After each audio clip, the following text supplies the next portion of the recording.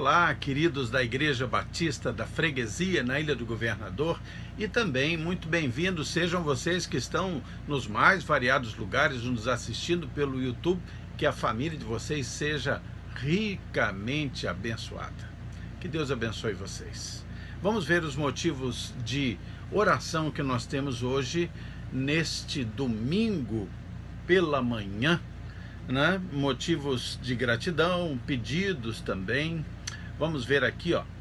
Nós vamos orar agradecendo o aniversário do Fernando Oliveira, do Nelson de Paula, do Gustavo Farias, da Larissa, da Rose, da Mônica e Gino, e também da Kátia, secretária de nossa igreja também. Nós agradecemos a Deus pelos aniversários de todos esses queridos que acontecem neste período agora. Estamos pedindo pela saúde da família do Marcelo, pastor Marcelo, a sua sobrinha Érica, tem vivido momentos muito difíceis de saúde por causa da Covid.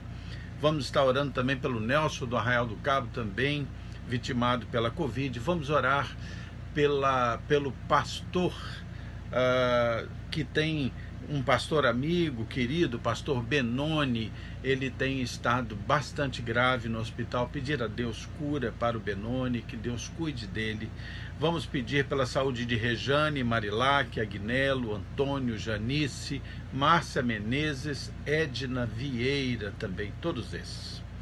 Vamos pedir o consolo de Deus para famílias que perderam seus entes queridos, família da Juliana, família também de pastores, muitos pastores têm falecido. Que Deus abençoe as famílias destes pastores, né?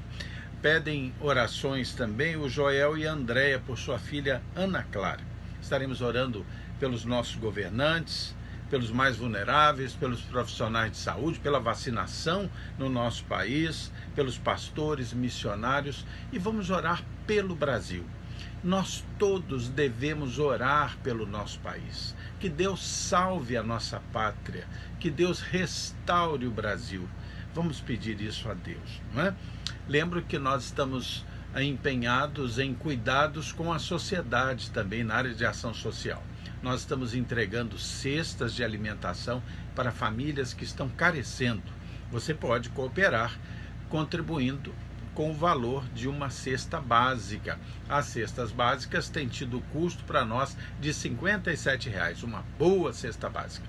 Então, se você quiser cooperar, pode colocar aí na conta, no número da conta que vai aparecer no seu vídeo do Itaú, e você pode então fazer uma transferência por aplicativo, um depósito, como preferir. Nós estamos também ajudando a cuidar de um centro de recuperação de dependentes químicos. Se chama Chácara dos Profetas. Lá há 60 homens de várias idades que estão sendo cuidados, ajudados a abandonar o vício das drogas. Então, eles estão carentes de tudo ali. Tem sido muito difícil para eles. Pode ser alimentação, pode ser doação em numerário, pode ser, como disse, alimentação, pode ser roupa masculina, roupa de cama e banho, material de higiene pessoal, material de limpeza, aquilo que você quiser ajudar será muito bem-vindo.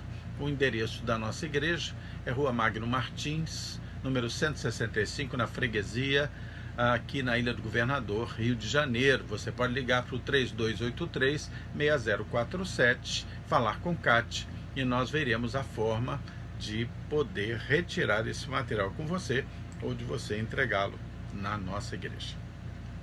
Lembro que nós temos uma grande gratidão a Deus, porque Deus tem sido fiel, e tem sido fiel através da fidelidade de vocês.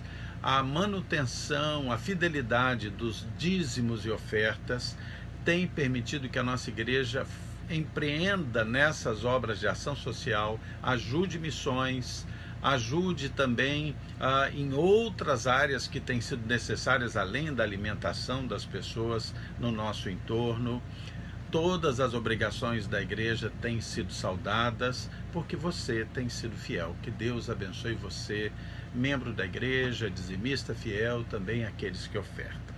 Vamos orar Hoje nós temos o nosso culto matinal, nós vamos estar falando do Evangelho. Eu vou orar pedindo a bênção de Deus para esse culto e logo depois nós vamos participar do momento de louvor tão bom.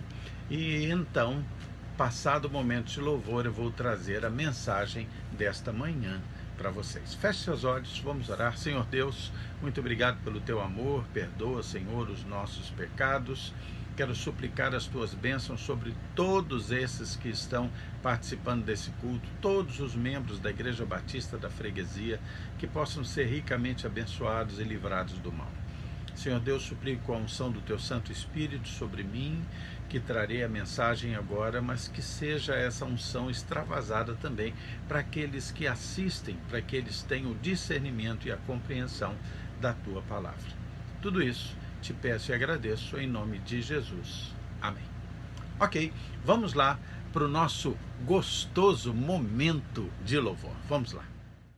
Bom dia, igreja. Sejam bem-vindos a mais um culto da manhã da Igreja Batista da Freguesia. Você que ainda não conhece o nosso canal, seja bem-vindo, inscreva-se, deixe seu like aí também nesse vídeo, vai ser muito importante para melhorar o nosso relacionamento com o YouTube. O pastor já deu início nesse culto e a gente vai agora cantar ao Senhor. Lembrando a você que maio é o mês da família e através das canções também, de certa forma, a gente vai celebrar esse momento. Momento que a gente naturalmente está mais em família há tanto tempo, há um ano, e que você possa aproveitar esse tempo, não só lamentar pelo que está acontecendo, mas também aproveitar e estreitar ainda mais os seus laços com a sua família. Amém? Que Deus abençoe você. Vamos louvar ao Senhor. Meu refúgio.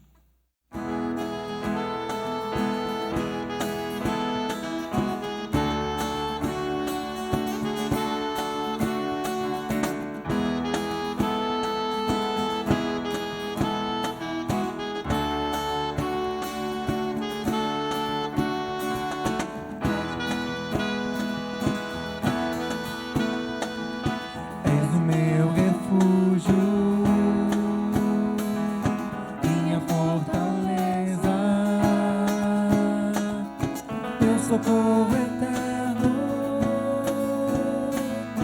és o meu abrigo,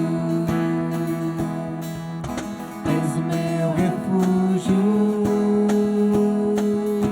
minha fortaleza, meu socorro eterno, és o meu abrigo, quando o mar se agitar, confiarei em ti, Senhor. E se a terra se abrir, confiarei em ti, meu Deus. És o meu refúgio, minha fortaleza, meu socorro eterno, és o meu abrigo. Quando o mar, quando o mar se agitar,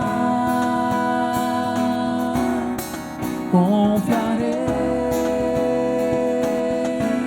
em ti, Senhor. E se a terra se abrir, confiarei em ti, meu Deus. Quando o mar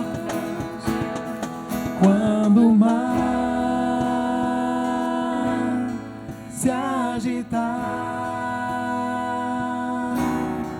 confiarei em ti, Senhor. E se a terra se abrir, confiarei em ti, meu Deus. Em ti, meu Deus.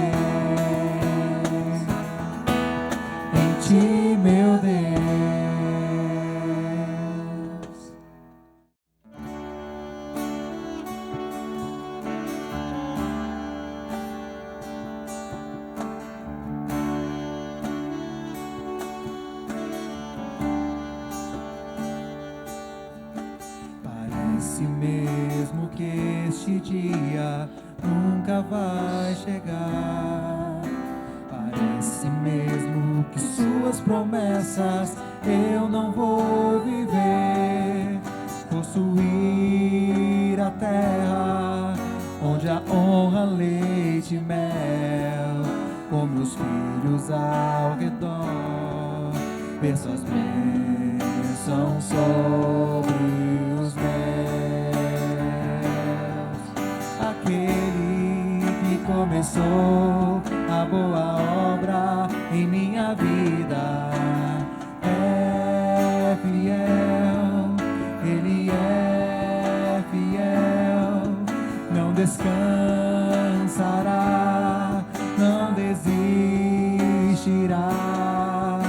enquanto não houver terminado.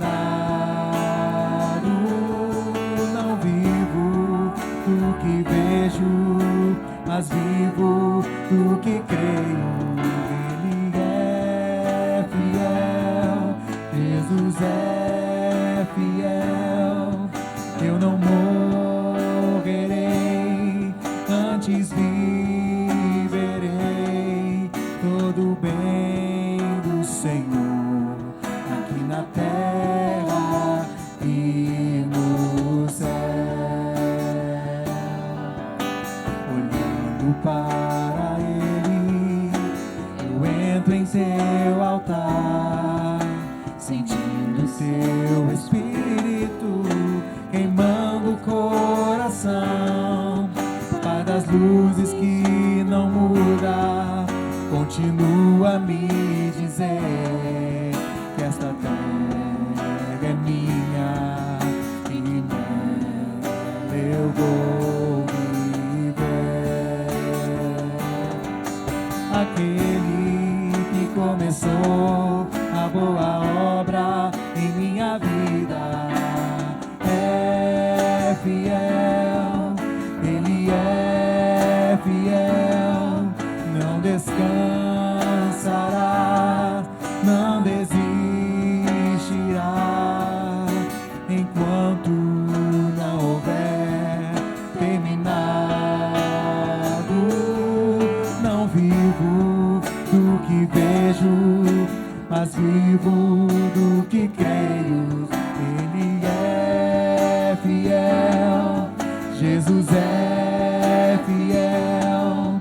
Eu não morrerei, antes viverei todo o bem do Senhor, aqui na terra e no céu.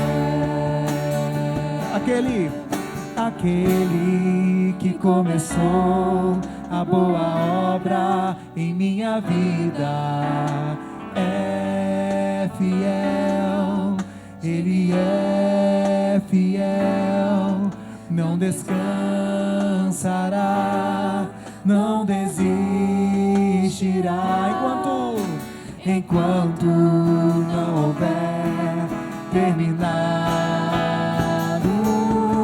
Não vivo do que vejo, mas vivo do que creio. Ele é fiel, Jesus é fiel. Eu não morrerei, antes viverei todo o bem do Senhor, aqui na terra e no céu.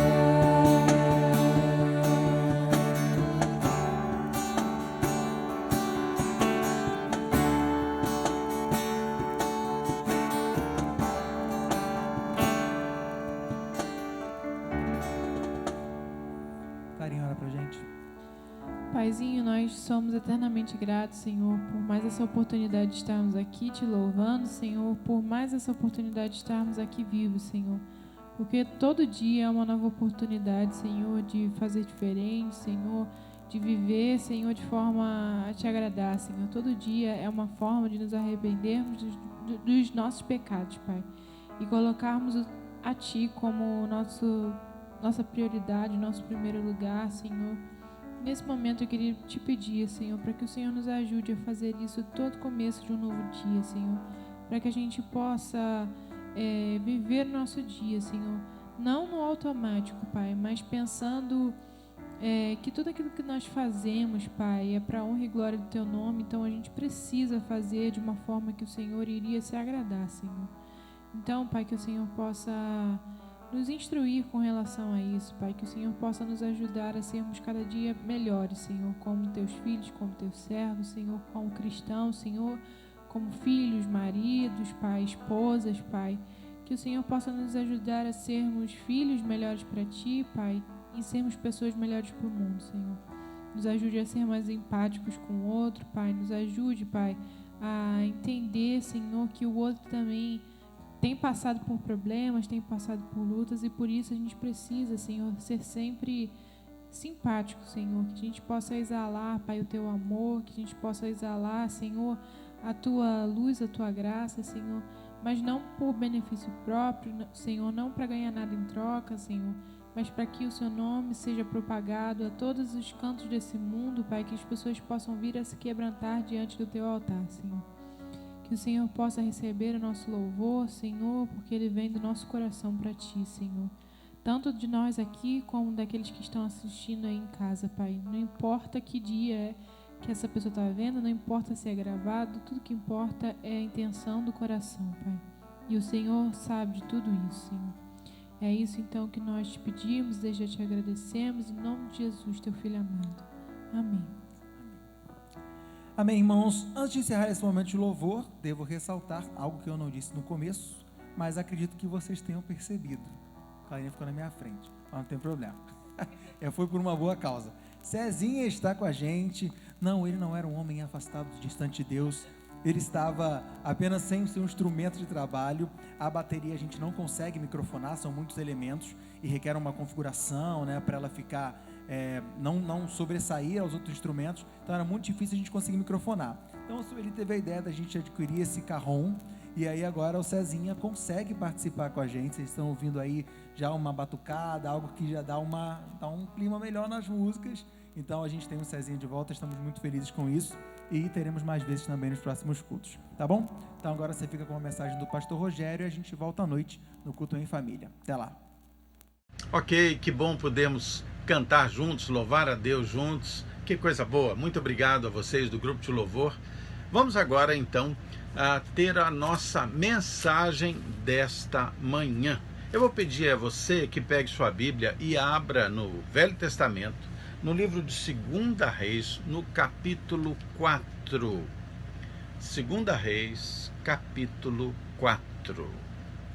Pelo nome da nossa mensagem, o título da nossa mensagem hoje, você logo vai lembrar de que passagem nós estamos falando. O título da mensagem de hoje é Morte na Panela.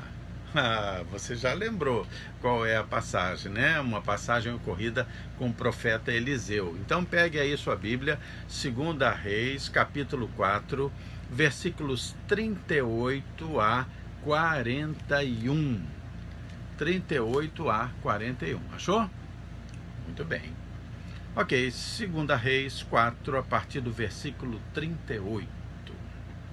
Diz o texto o seguinte: Voltou Eliseu para Gilgal. Havia fome naquela terra, e estando os discípulos dos profetas assentados diante dele, disse ele ao seu moço: Põe a panela grande no fogo e faze um cozinhado para os discípulos dos profetas.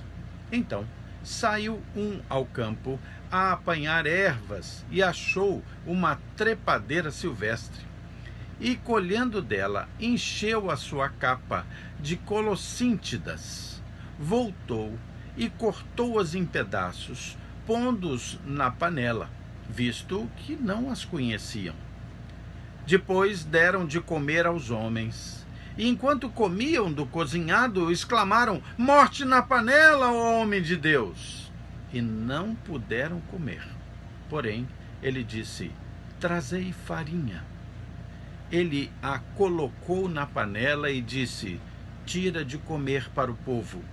e já não havia mal nenhum naquela panela. Ok, vamos entender esse texto, entender tudo o que ele tem de mensagem para nós. Certamente nós não vamos ter mensagens aqui para a área da culinária, né? Não é essa a intenção do texto, com toda certeza. Mas há uma série de mensagens implícitas nessa passagem. Quero lembrar alguma coisa, fazer uma certa situação desta passagem no tempo e no espaço. Muito bem, Eliseu era profeta em Israel. Foi o profeta que sucedeu ao profeta Elias. Isso aconteceu ali pelo século 9 antes de Cristo. Eliseu era chamado também o profeta da unção dobrada. Talvez não por coincidência. Houve praticamente o dobro de milagres ocorridos durante o período de profecia de Eliseu do que houve no período de profecia de Elias. Aquele era um tempo de fome. Vocês podem ver no início, aqui no versículo 38 de 2 Reis 4, que cita-se: havia fome naquela terra. Era um tempo de fome naquela terra.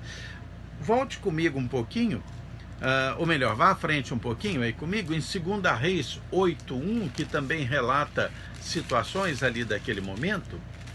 2 Reis 8:1 diz assim, ó: falou Eliseu àquela mulher cujo filho ele restaurara a vida, dizendo: levanta-te, vai com os da tua casa e mora onde puderes, porque o Senhor chamou a fome, a qual virá sobre a terra por 7 anos. Aquele povo estava vivendo um período aí de 7 anos de fome. Normalmente a fome era causada naqueles lugares pela irregularidade das chuvas, pela seca. Então, Eliseu estava ali naquele lugar e era um tempo de fome, de tempos difíceis, de alimentos poucos, e a vida certamente era muito singela, muito simples. E ali havia uma escola de profetas. A Bíblia fala de uma escola de profetas naquela terra. E eles tinham fome, precisavam se alimentar, e estavam querendo se alimentar de um cozinhado ou de um cozido, como preferir, de ervas do campo.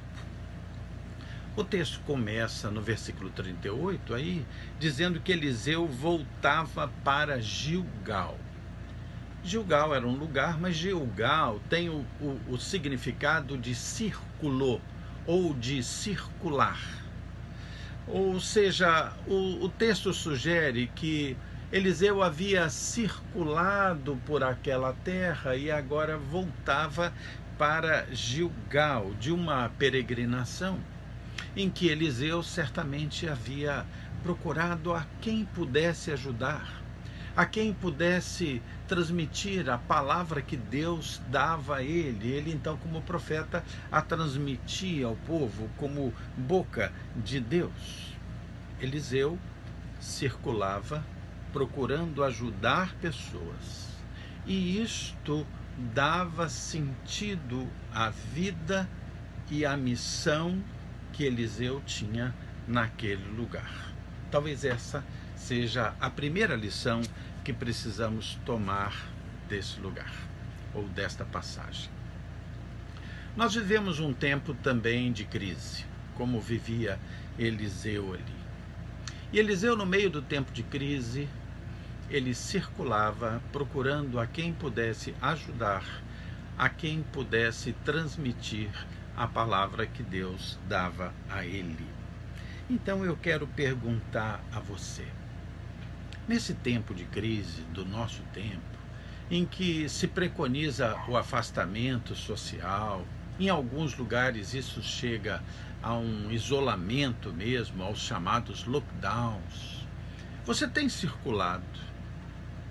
Aí você vai dizer: mas pastor, como é que eu vou circular se há tanta há tanto contágio e às vezes há imposições legais para que a gente circule. Não, mas você vive num tempo em que você pode circular através do WhatsApp, através do telefone, através de muitos mecanismos, muitas mídias.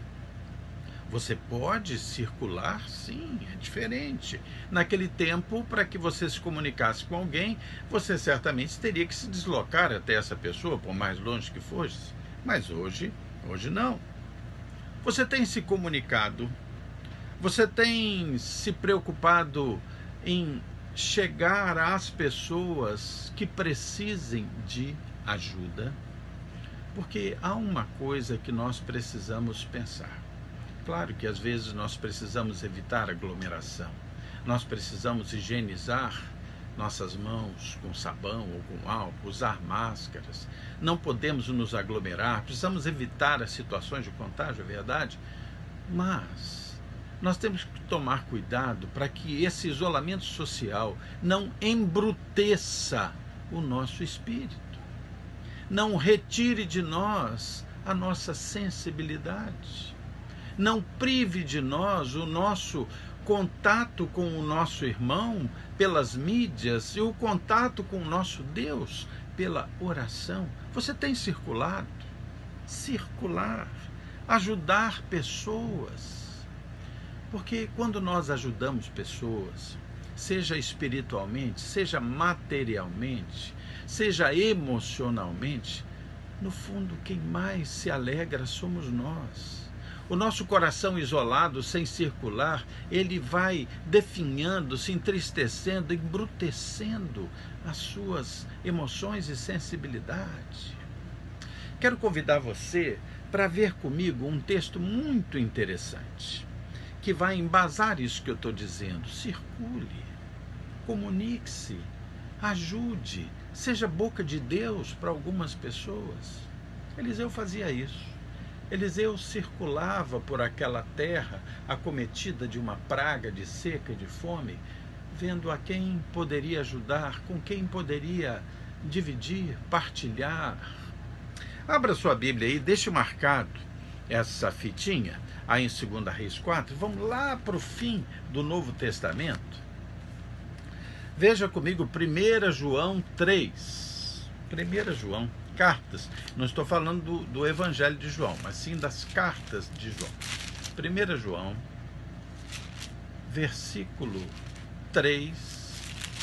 capítulo 3, versículo 16, 17, 18 e 19.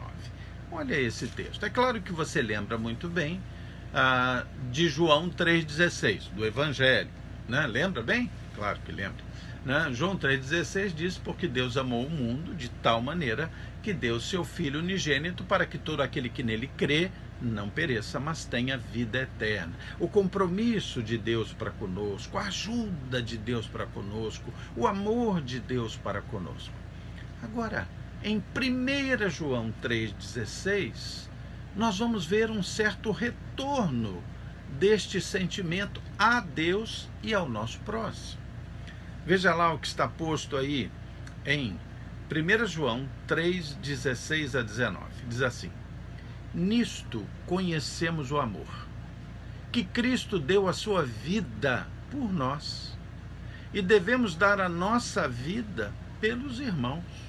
Ora, aquele que possuir recursos deste mundo e vir a seu irmão padecer necessidade e fechar-lhe o seu coração, como pode permanecer nele o amor de Deus? Filhinhos, não amemos de palavra nem de língua, mas amemos de fato e de verdade. E nisto conheceremos que somos da verdade, bem como, perante ele, tranquilizaremos o nosso coração. Olha que mensagem sobre ajudar, sobre se comunicar, sobre ser boca de Deus, sobre ser generoso. Olha que mensagem. O texto vai nos mostrar alguma coisa que esse ajudar, esse se comunicar, esse servir, nos traz, sentimentos maravilhosos. Primeiro, no versículo 16, vai dizer: nisto conhecemos o amor que Cristo deu a sua vida por nós e devemos dar a nossa vida pelos irmãos. Quando nós damos a nossa vida pelos irmãos e reconhecemos que Cristo deu a sua vida por nós, o texto diz que aí nós conhecemos o verdadeiro amor. Porque o amor é muito mais do que filosofia. O amor é ação, o amor é atitude. Então, fazer isso circular vai nos dar um conhecimento do que significa realmente o amor. O versículo 17 diz: ora, aquele que possui recursos desse mundo e viu seu irmão padecer necessidade e fechar-lhe o coração, não pode permanecer nele o amor de Deus. Logo, quando nós, tendo recursos, ajudamos o nosso amor, ou melhor, ajudamos o nosso irmão, o texto diz que permanece o amor de Deus em nós. É a lei do quanto mais dou, mais recebo de Deus. Olha que coisa linda. O Senhor reconhece quando nós circulamos para ajudar o nosso próximo. Versículo 18 diz: filhinhos, não amemos de palavra, nem de língua, mas de fato e de verdade. Quando a gente permanece amando o nosso irmão, servindo o nosso irmão, reconhecendo o amor de Deus, aí sim o nosso amor é verdadeiro. Versículo 19 finalmente diz: e nisto conheceremos que somos da verdade, bem como perante ele tranquilizaremos o nosso coração. Sabe aquele coração angustiado que grande parte de nós está percebendo, né? Porque essa situação toda, os desmandos das organizações de saúde, toda a corrupção que a gente assiste, todo o medo que é amplamente utilizado nas divulgações, tudo isso nos angustia, deixa o nosso coração apertadinho, tira a paz do nosso coração. Mas aqui há uma promessa de que quando nós reconhecemos o amor de Deus e nós materializamos o nosso amor ao próximo, o texto diz assim: tranquilizará isso o seu coração. Tranquilize o seu coração, circule como Eliseu fez. Ame, abençoe, ajude aqueles que estão à sua volta. Comunique-se. Mas vamos continuar, vamos lá voltar para 2 Reis, capítulo 4, agora o versículo 39. Aconteceu o seguinte, no finalzinho do 38, Eliseu disse ao seu moço, ou seja, ao servo que o acompanhava. O profeta falou ao seu servo: olha, põe a panela grande no fogo e faze um cozinhado para os discípulos dos profetas. Eliseu percebeu que havia fome ali e disse ao seu servo: olha, procura alguma coisa para a gente dar uma comida para esse povo aqui. Esses alunos da escola de profetas estão passando um momento difícil, vamos ajudá-los. E eu imagino, o texto não diz que foi o moço de Eliseu que saiu, mas diz assim: então saiu um ao campo. Eu aqui estou supondo que foi o moço ou o servo de Eliseu que foi ao campo procurar ervas do campo, ervas silvestres, para fazer um cozido, uma sopa, alguma coisa assim, né? E lá saiu ele para apanhar as ervas e achou uma trepadeira silvestre. E colhendo dela, encheu a sua capa de colossíntidas. Voltou e cortou-as em pedaços, pondo-os na panela, visto que não as conheciam. É interessante a gente ver o que eram essas colossíntidas. Olha, as colossíntidas eram umas trepadeiras silvestres, como diz o texto, que pareciam pepinos. Eram pepinos bravos. Eu imagino que aquele moço ou aquele ajudante, servo de Eliseu, não conhecia muito bem ali a botânica daquele lugar, conhecia as plantas daquele lugar. Essa planta, esses pepinos selvagens, pareciam com outras plantas, né? Os registros mostram que a colossíntida tem folhas parecidas com as folhas da videira, ou com as folhas da cabaceira, que é uma outra planta que tem inclusive uns frutos e que podem parecer os pepinos também. E ele inadvertidamente, ele sem o devido conhecimento, ele colheu aqueles pepinos selvagens que são capazes de abrir feridas nos intestinos das pessoas, de tão amargos que são. E tem também uma substância que é paralisante. Aquilo parecia bom, parecia que ia fazer uma comida boa, mas aquela comida seria venenosa. Aquela comida seria venenosa. Muito bem, preparou aquilo tudo e a gente fica pensando, todos eles estavam famintos, e alguém sem o devido conhecimento, sem a suficiente responsabilidade sobre a escolha daqueles materiais para fazer o alimento, sem a sabedoria necessária, ele colheu algo que poderia matar todas aquelas pessoas. Todos estavam famintos, havia pouco alimento naquela região. Seria uma panelada que mataria a fome, e eu imagino que eles foram ávidos. Quando as pessoas têm fome, eu não sei se vocês já viram uma pessoa muito faminta comendo, eu já vi, parece que nem sente o gosto, é uma necessidade de jogar o alimento para dentro do corpo, né? E eu fico pensando nesse mundo de hoje. O mundo de hoje está cada vez mais faminto. Outro dia vi alguma coisa sobre cerca de 800 milhões de habitantes hoje do mundo, está absolutamente faminto. Morre uma pessoa de fome a cada 4 segundos no mundo. Quando nós acabarmos a nossa pregação de hoje, durante o período do nosso programa de hoje, terão morrido milhares de pessoas de fome. Morrem também no mundo, a cada 4 segundos morrem 3 pessoas, de causas diversas. Então, muitos morrem de fome. E muitos morrem de outras razões também. E eu fico pensando sobre essa fome do mundo.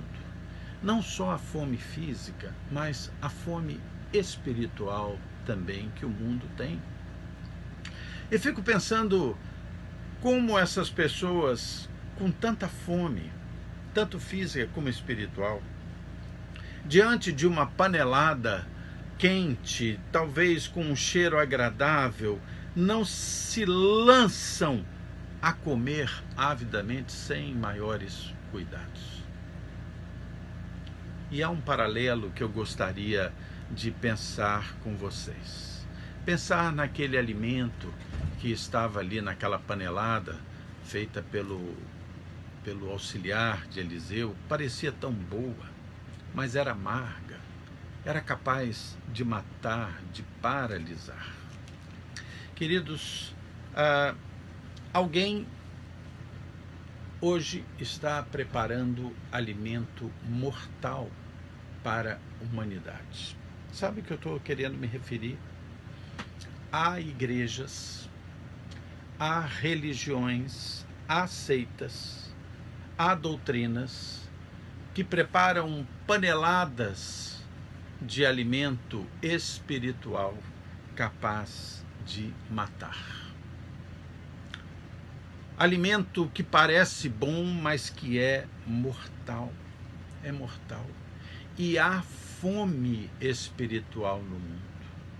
E da mesma maneira que pessoas famintas de alimento comem com avidez, às vezes sem pestanejar, sem pensar na possibilidade do que estão comendo ser veneno, há milhares e milhares de pessoas comendo alimento espiritual que mata.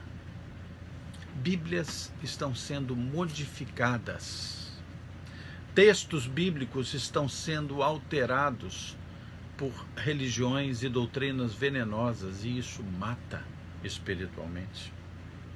Há livros que se propõem a ser novas revelações de Deus, que se propõem, às vezes, de uma forma sutil, a complementar a Bíblia, ou a substituir a Bíblia, ou há ainda pastores, líderes, falsos líderes, que acabam dizendo que a Bíblia precisa ser atualizada, precisa ser substituída, que não é suficiente. E isto é alimento espiritual mortal. Há convocações de algumas religiões e de alguns líderes, falsos líderes, para que a Bíblia seja reinterpretada, e que pretendem, então, considerar apenas parte da Bíblia como válida e parte da Bíblia como dispensável. E isso é uma panelada de alimento espiritual mortal. Doutrinas estranhas têm sido preparadas na panela que serve espiritualmente o povo. Por exemplo, a doutrina da batalha espiritual, uma doutrina neopentecostal. Mas a batalha espiritual é tão existente. Ok, abra aí, deixa marcadinho aí 2 Reis 4, vem comigo a Efésios 6. Efésios 6, eu quero apenas despertar a curiosidade de vocês, a reflexão de vocês. Abra aí, Efésios 6, versículos 10 a 12. Efésios 6, 10 a 12, abriu aí? Efésios 6, 10 a 12, diz assim: quanto ao mais, sede fortalecidos no Senhor e na força do seu poder. Revestivos de toda a armadura de Deus para poderdes ficar firmes contra as ciladas do diabo. Ok, armadura, batalha, porque a nossa luta não é contra sangue e carne, e sim contra principados e potestades, contra dominadores deste mundo, contra forças espirituais do mal nas regiões celestes. Ok, não há dúvida que esse texto está falando de uma luta, né, entre o bem e o mal, é claro, eu não ponho dúvida. Só que doutrinas equivocadas como da batalha espiritual saem da Bíblia e vão viajar na maionese, como se diz, entrando por campos doutrinários que não estão presentes na Bíblia e que acabam por desvirtuar a fé. Por exemplo, há uma introdução nesse campo da doutrina, da falsa doutrina, da batalha espiritual, da existência de demônios territoriais que precisam ser identificados e rituais para lidar com esses demônios. Querido, isso não está na Bíblia. Aquilo que não está na Bíblia, aquilo que tira Jesus da centralidade da palavra de Deus, é alimento venenoso. É alimento venenoso. E essas pessoas que vão adotando essas teologias e essas doutrinas fora da Bíblia, acabam por sair da Bíblia e entrar no campo místico.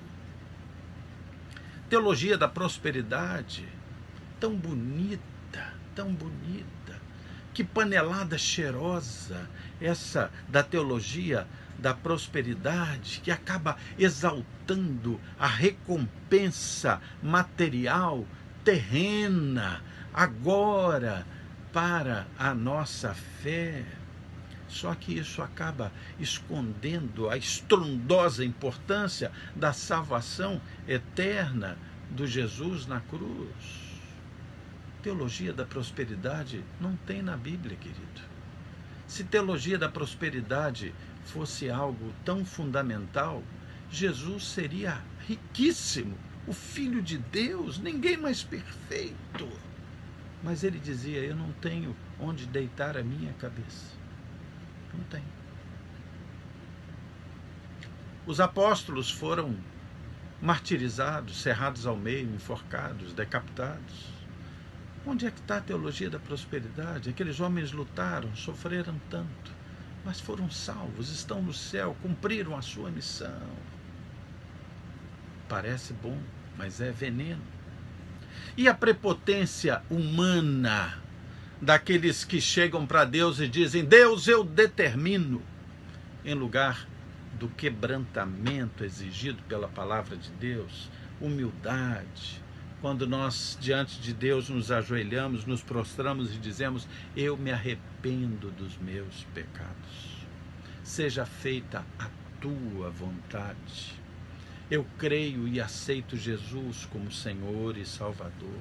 Meu Deus, a tua graça me basta.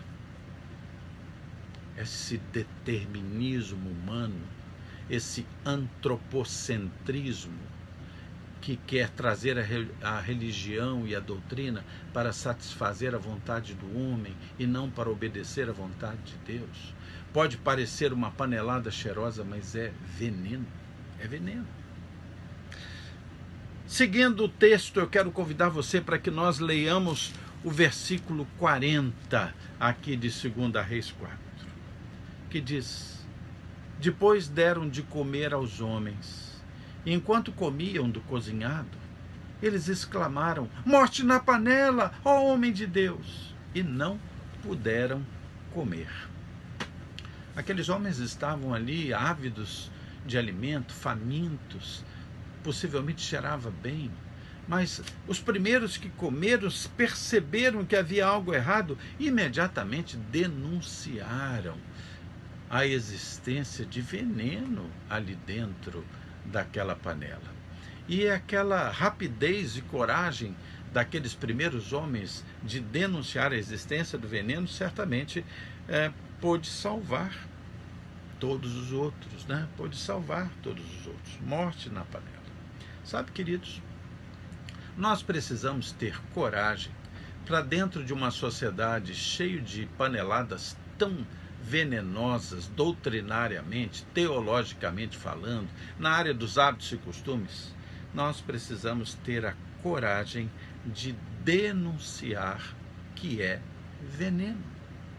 Morte na panela, ó homem de Deus. A fome, a necessidade não pode justificar que nós comamos qualquer coisa, engolamos qualquer coisa, seja física ou seja espiritualmente falando. Nós não podemos engolir qualquer coisa. Nós precisamos engolir, comer, sorver, absorver alimento bom.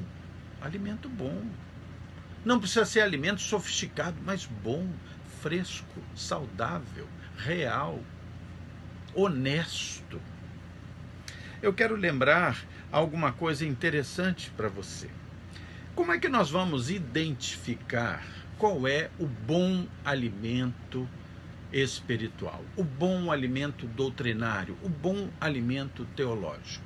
Eu quero propor alguns pontos a serem analisados aqui, alguns apenas. Pegue aí a sua Bíblia e venha comigo a 1 João 4:1. Deixe marcado 2 Reis 4 aí. Vamos de novo lá para o fim da Bíblia e venha comigo, por favor, a 1 João 4:1. Ok? Vamos aí.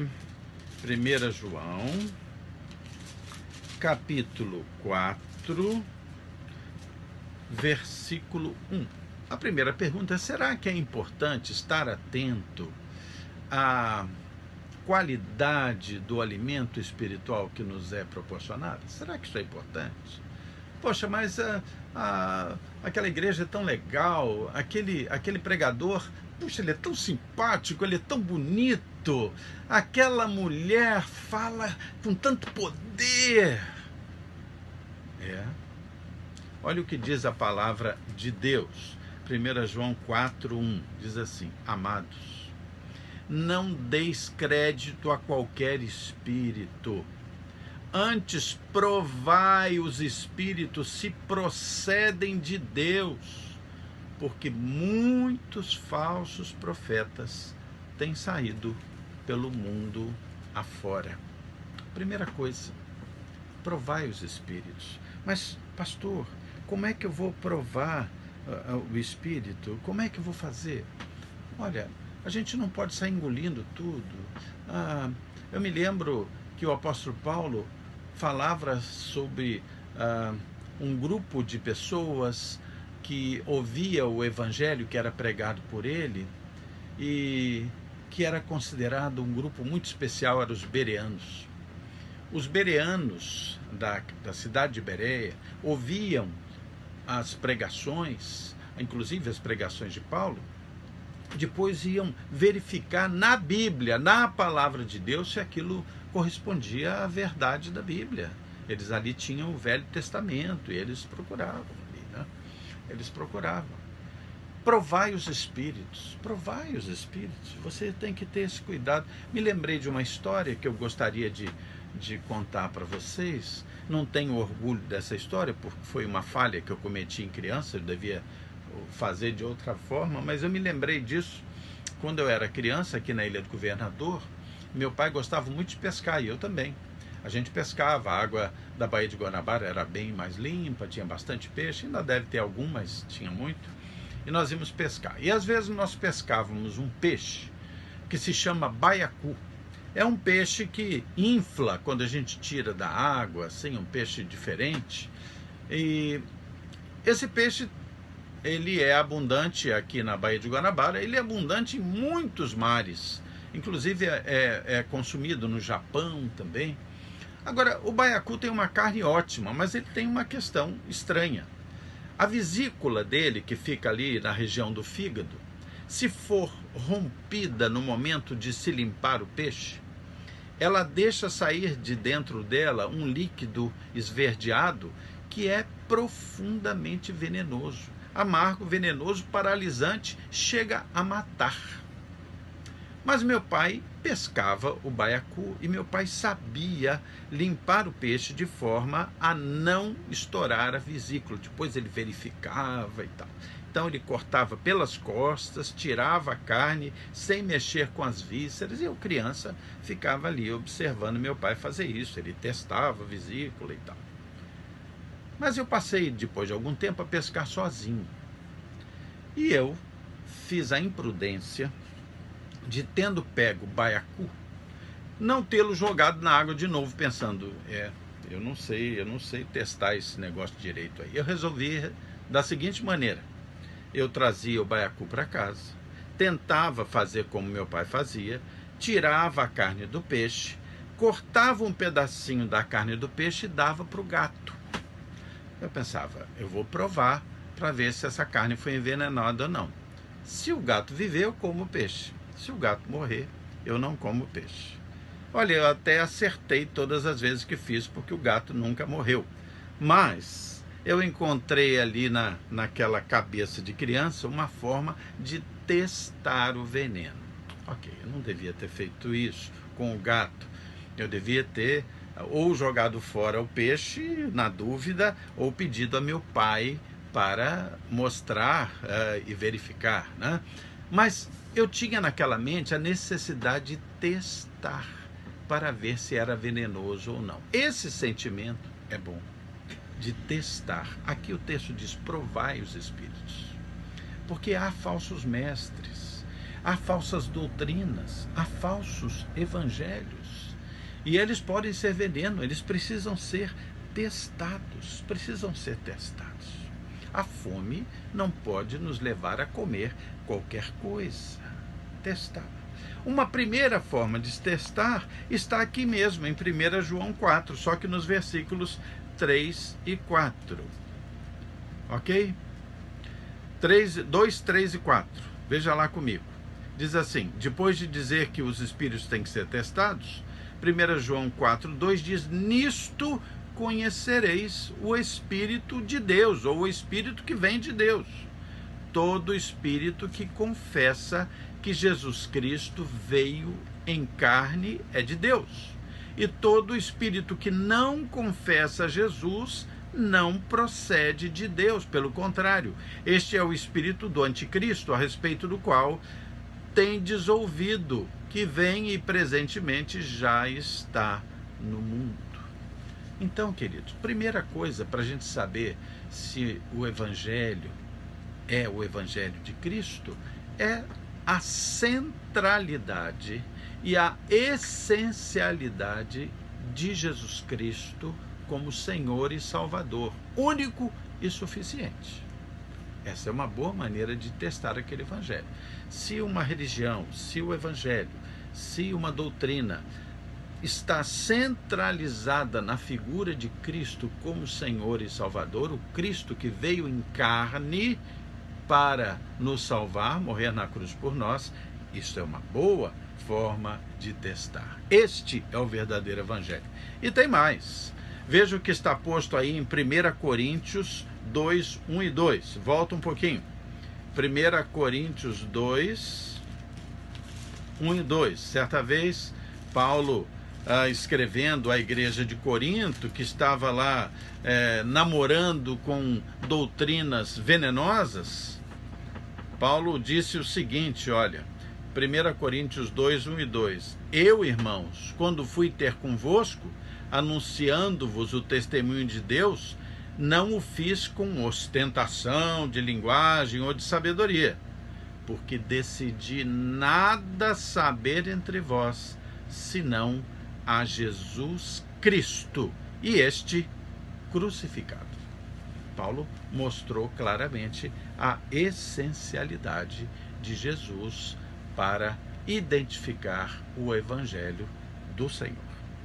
Mas também outra forma de você provar os espíritos, ver se há falsos mestres, é verificar se aquela pregação, se aqueles ensinamentos estão baseados única e exclusivamente na Bíblia, que é a palavra de Deus.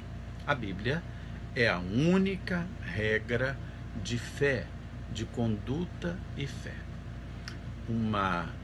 Um evangelho do Senhor está calcado na Bíblia. Porque as opiniões, as palavras de efeito, as músicas e as letras da música dizem que... Não interessa, não interessa. Quer saber de uma coisa? Há muita teologia baseada em cânticos, em músicas, que está completamente distorcida. Infelizmente, nós vivemos um tempo em que, por vezes, os cânticos e as músicas fazem tanta teologia quanto a pregação autêntica da palavra de Deus. Mas nós precisamos ter discernimento e nós precisamos verificar se aquela letra de música está fiel à Bíblia. Precisamos ser bereanos. Então, é fundamental verificar que a centralidade de Cristo está presente naquele evangelho, que a Bíblia é a única e suficiente regra de fé e conduta. Outra questão importante, prática, é fuja das igrejas com nome de gente. Ministério José das Couves, grande pregador. Vamos lá para receber poder daquele homem ou daquela mulher. Queridos, ministério que tem nome de gente, fuja dele. Fuja dele. Ministério tem que ter nome de Cristo. Igrejas ou doutrinas ou religiões que estão centralizadas na figura impressionante, carismática de um homem ou de uma mulher, são igrejas perigosíssimas. Veneno. Veneno. O versículo 41, vamos voltar lá para 2 Reis 4, vamos caminhar para o fim agora. 2 Reis 4, finalizando, nos mostra o seguinte: uma vez que aqueles que faziam parte da escola de profetas denunciaram morte na panela ao homem de Deus e não puderam comer, o versículo 41 vai dizer assim: porém, ele disse, ele quem? Eliseu, o homem de Deus, trazei farinha. Ele a colocou na panela e disse, tira de comer para o povo, e já não havia mal nenhum na panela. Primeira coisa a pensar é, por que eles recorreram a Eliseu? Por que recorreram a Eliseu? Por que não recorreram ali ao cozinheiro, ou sei lá, a um colega? Eles recorreram a Eliseu porque Eliseu foi alguém que já havia dado mostras da sua relação profunda com Deus e da resolução de questões tão importantes dentro do reino de Israel, sempre com fidelidade a Deus. Eliseu, como eles mesmos disseram, era homem de Deus. Eles conheciam Eliseu muito bem. Eles procuraram aquele que eles conheciam. Tinham um problema, procuraram o homem de Deus, a quem eles conheciam, em quem eles confiavam. Volte comigo um pouquinho para 2 Reis 2, 2 Reis 2, versículos 19 a 22, e nós vamos ver um outro momento em que Eliseu enfrentou uma situação que tinha uma certa semelhança, um paralelo com essa que ele estava enfrentando agora. Então, 2 Reis 2, volte aí umas 2 folhas, versículos 19 a 22. Diz assim: os homens da cidade disseram a Eliseu: eis que é bem situada esta cidade, como vê o meu senhor, porém as águas são más e a terra é estéril. Ele, Eliseu, disse: trazei-me um prato novo e ponde nele sal. E lhe o trouxeram. Então saiu ele à fonte das águas e colocou sal nela. E disse: assim diz o Senhor, tornei saudáveis estas águas, já não procederá daí morte, nem esterilidade. Ficaram, pois, saudáveis aquelas águas, até o dia de hoje, segundo a palavra que Eliseu tinha dito. Eliseu já havia enfrentado situação semelhante ali, só que com águas, e eles conheciam Eliseu. Eles conheciam que Eliseu era homem de Deus, que o Senhor agia, atuava através de Eliseu. Então, nós precisamos ter visão espiritual.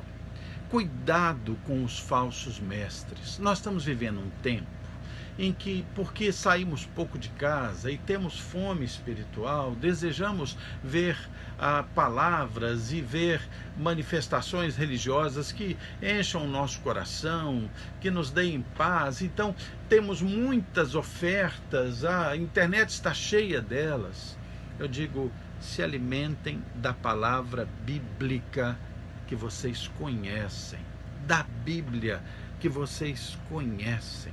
Não se deixem seduzir por frases de efeito, por doutrinas fantásticas. Cuidado com igrejas midiáticas, como shows. Cuidado com isso, com igrejas midiáticas. Cuidado com igrejas da moda. Cuidado com igrejas que estão firmadas na personalidade de um indivíduo, de um homem, de uma mulher, de um carismático, de alguém. Cuidado, procurem a palavra de Deus. Sabe, queridos, o que não sejam crente beija-flor. Sabe o crente beija-flor? Sabe como o beija-flor, ele vai numa folha, ele bebe um pouquinho de néctar, vai noutra folha, bebe um pouquinho de néctar, bebe e vai bebendo de flor em flor. O crente beija-flor, ele passeia por tudo que é doutrina, por tudo que é igreja, por tudo que é teologia. Ele acaba ficando absolutamente confuso. Em determinado momento não tem jeito, vai comer veneno. Vá para aquilo que você conhece, vá para a palavra de Deus, vá para a centralidade de Cristo, se alimente. Mas eu queria tanto uma coisa assim, mais emocionante. Olha, eu sempre aprendi que o que alimenta a gente não é o salgadinho de festa, aquele salgadinho gostoso, gorduroso. Não é isso que alimenta a gente. Nós somos alimentados pelo feijão e arroz do cotidiano. Alimente-se, alimente-se da palavra de Deus. Alimente-se com a simplicidade, a autenticidade da palavra de Deus, da centralidade de Cristo. Alimente-se, alimente-se. Eliseu pegou a farinha ali, e a farinha ali não era a nossa farinha de mandioca. Lá em São Paulo a farinha de milho, não tinha nada disso lá. Ele pegou a farinha de trigo. O trigo era o alimento mais cotidiano. O trigo fazia o pão. o pão, aquele alimento universal, o alimento de todos. E aí ele pegou um pouco daquela farinha simples, a simples farinha de trigo, a farinha do pão diário, e lançou dentro da panela. E é interessante que aquela farinha lançada, aquele pão diário comum ali, lançado dentro daquela panela, anulou a ação do veneno, anulou completamente. De alguma forma, Deus deu a ele essa sabedoria, e aquele veneno foi anulado pelas propriedades daquela farinha simples, diária, e ele então disse assim: dê de comer ao povo. E o texto diz que ali já não havia veneno ou mal nenhum. E o povo se alimentou. Alimente-se da autêntica, da simples palavra de Deus. Leia a Bíblia com alegria. Leia a Bíblia com alegria. Não faça a leitura da Bíblia como uma obrigação, mas leia com alegria pelo privilégio que você tem de livre acesso à Bíblia. Queridos, vai chegar um momento que nós não vamos ter mais livre acesso à Bíblia. Há um movimento por parte da justiça, do poder executivo também, lamentavelmente, poder judicial, de tirar as Bíblias das bibliotecas, das escolas, das repartições públicas. Isso é só o início. Isso é só o início. Leia a Bíblia com alegria, ajoelhe-se e ore diante de Deus. Faça isso com simplicidade, converse com Deus, ouça a palavra de Deus, da sua igreja, do seu pastor, do evangelho puro da Bíblia, centralizado em Cristo. Ame a Deus, ame ao seu irmão, circule, vendo como você pode ajudar, como você pode compartilhar. Use as mídias, use as ferramentas de comunicação que você tem hoje. Faça do seu amor uma ação, uma atitude. E sabe o que vai acontecer?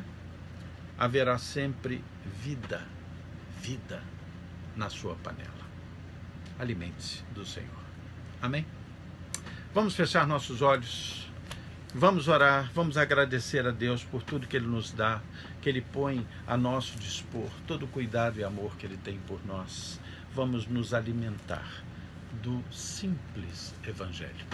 O apóstolo Paulo, em determinado momento, falando aos Gálatas, preocupado com eles, disse: olha, vocês estão rapidamente indo para um outro evangelho. Havia ali falsos mestres, E Paulo diz assim: olha, se te apresentarem um outro evangelho diferente daquele que nós apresentamos quando estivemos aí, mesmo que seja um anjo, mesmo que seja eu apresentando outro evangelho, seja maldito. Paulo disse isso àquela igreja na Galácia. Seja maldito. Bendito é o evangelho do Senhor Jesus Cristo. Amém? Feche seus olhos, vamos orar. Senhor Deus, muito obrigado, Senhor, pelo teu amor e pela tua bondade. Perdoa, Senhor, as nossas faltas. Senhor Deus, abençoa os aniversariantes, eu te peço. Abençoa, Senhor, os nossos governantes. Abençoa, Senhor, o nosso presidente, o vice-presidente, os ministros. Abençoa todo o poder legislativo. Abençoa o poder judiciário. Abençoa, Senhor, o poder executivo. Abençoa os governantes de uma forma geral, os nossos líderes. Senhor, fortalece, encoraja, cuida dos bons governantes, Senhor, eu te peço. E fala também ao coração e à mente dos maus, dos corruptos, que eles possam se arrepender, Senhor, e se transformar pela ação do teu Santo Espírito na vida deles. Tem misericórdia do nosso país, Senhor. Salva o nosso país, eu te suplico. Abençoa, Senhor, os profissionais de saúde, pastores e missionários. Abençoa a vacinação no nosso país, Senhor. Abençoa os dizimistas e contribuintes fiéis, que sejam todos ricamente abençoados. Tudo isso, Senhor, te peço e agradeço, em nome de Jesus. Amém. Amém, queridos, que Deus abençoe vocês. Hoje, às 15 horas, teremos nossa Escola Bíblica Dominical Kids, Não deixe que as crianças percam lá pelo Zoom. E à noite, às 19h30, nós teremos o nosso culto em família. Vamos nos encontrar lá. Até logo.